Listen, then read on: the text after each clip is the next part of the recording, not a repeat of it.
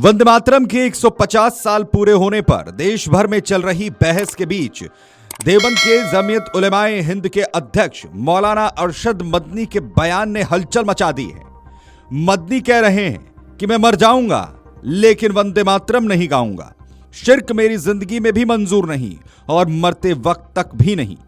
उनका यह बयान उस वक्त आया जब संसद के दोनों सदनों में वंदे मातरम पर चर्चा हो रही है और कई नेता इसे राष्ट्र भावना का प्रतीक बता रहे हैं।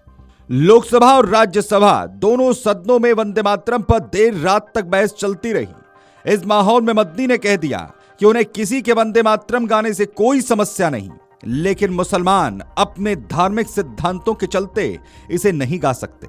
उनका कहना है कि गीत के मूल छंदों में देश को देवी स्वरूप में दिखाया गया है और इस्लाम किसी की पूजा करने की अनुमति नहीं देता सिवाय अल्लाह के, और इसीलिए उनके मुताबिक यह शिर्क की श्रेणी में आता है और इसे स्वीकार करना असंभव है।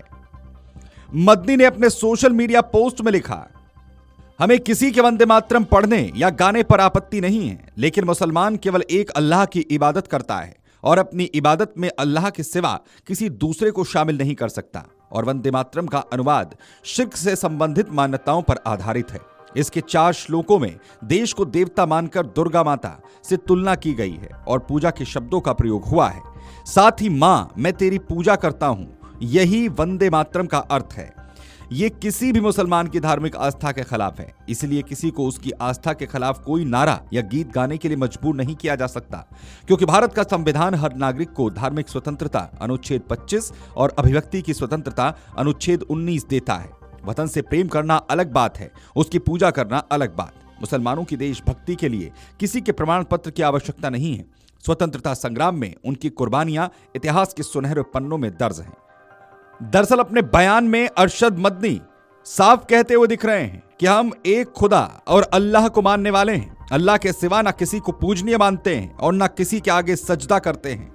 हमें मर जाना स्वीकार है, लेकिन शिर्क यानी खुदा के साथ किसी को शामिल करना कभी स्वीकार नहीं। मदनी ने यह भी लिखा कि भारत का संविधान हर नागरिक को अपने धर्म के मुताबिक जीने की आजादी देता है और इसलिए वो मर जाएंगे लेकिन शिर्क नहीं करेंगे। शिर्क का मतलब अल्लाह के साथ किसी और को भी लाना है।